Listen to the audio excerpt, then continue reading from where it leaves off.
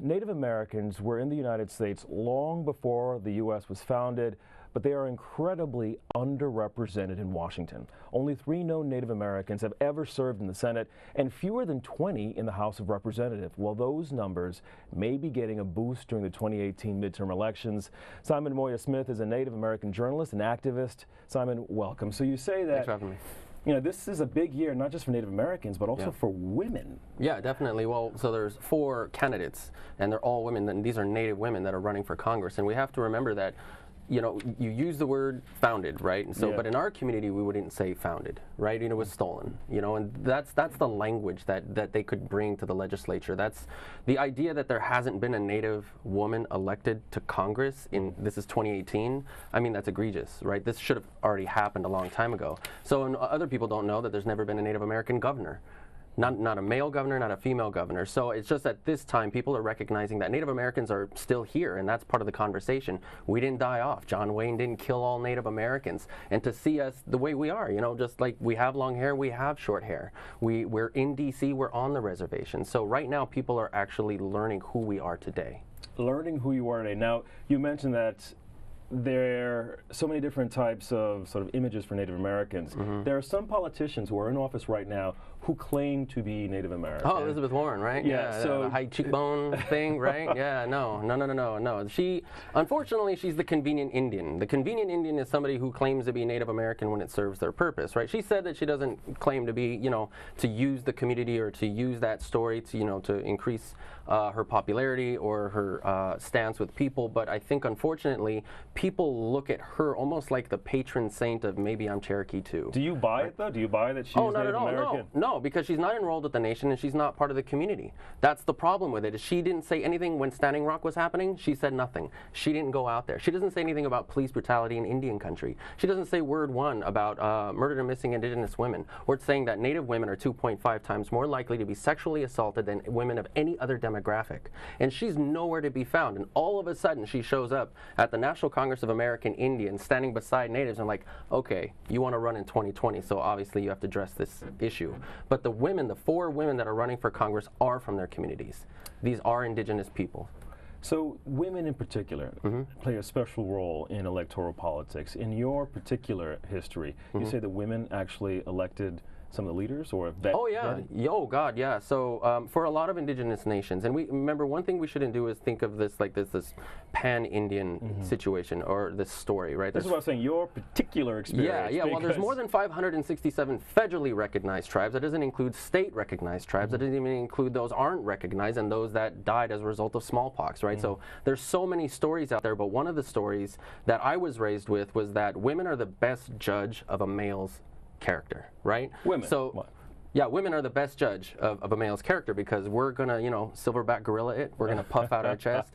And so the idea was there's like, well, maybe Simon could be chief. Somebody would send me or send somebody over to the women's council. And they said, no, Simon's scared of bears. You know, we can't have Simon as our chief. So get somebody else, get another candidate. So the women decided who our leaders were. Fascinating. Yeah. And you also mentioned, it's sort of a difficult topic to just think about, that police brutality is actually higher in the Native community than, say, even in the African American community. Yeah, per capita, because we're the smallest racial minority, yet we're more likely to die at the hands of cops than any other demographic. So, but that's not part of the discussion, and I think that's why it's so important that we do have these indigenous leaders, these women who hopefully, I hope all 4 get into Congress, right? And I hope that we have that voice again. So that we can talk about these issues, if we're going to talk about racism and policing, so that we're not excluded from that conversation. Getting back to Elizabeth Warren, if she's Native, she would talk about it, but she's not part of the community, so she doesn't talk about it. They will. So let's talk about them. Who are they? Who are these women who are running for office? So Deb Haaland is out of New Mexico, and I really hope she wins because currently my mom can't drink her tap water. And because of uranium mining, and she is, you know, against fracking. She's against the uranium mining in those communities. Paulette Jordan is running for governor in Idaho. I mean, that's a strictly red state, but you know, hopefully she gets in. And as a matter of fact, Amanda Douglas is Cherokee, so that would be interesting if she got elected.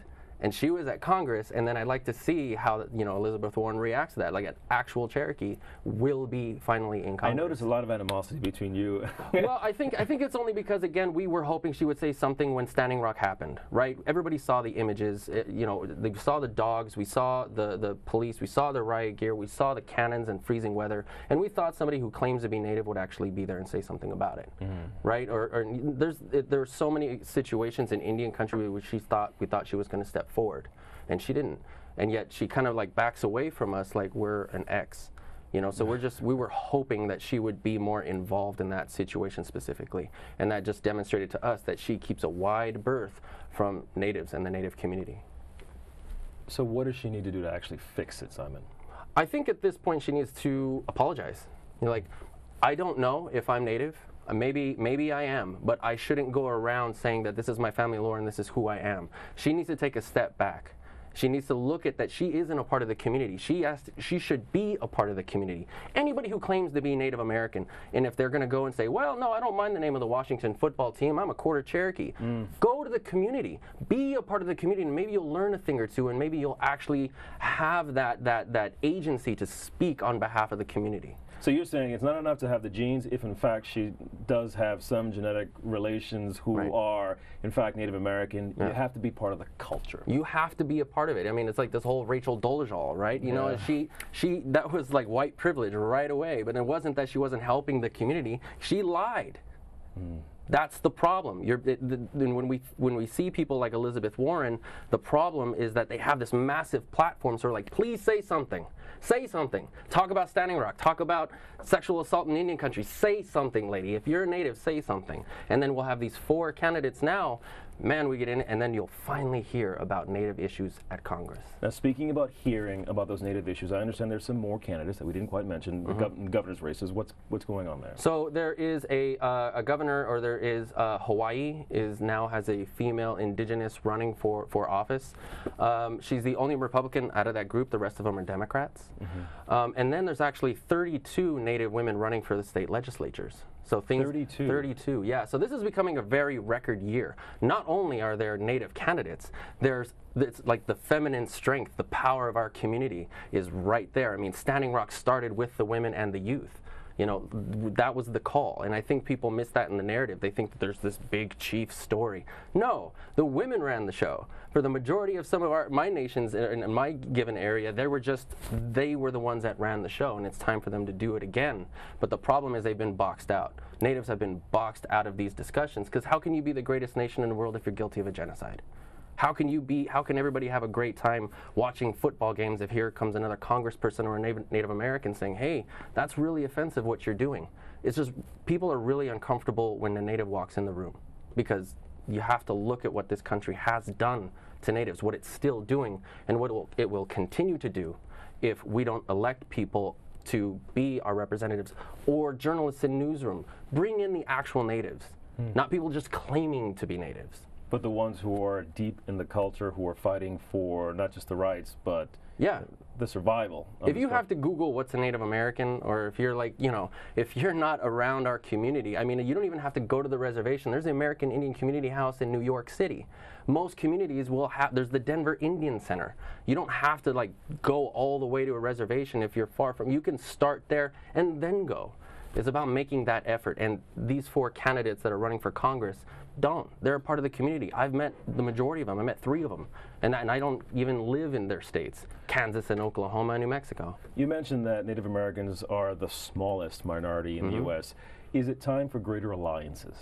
We have alliances already. The difference is the United States government recognizes indigenous people as not a race. Legally, I'm not a race.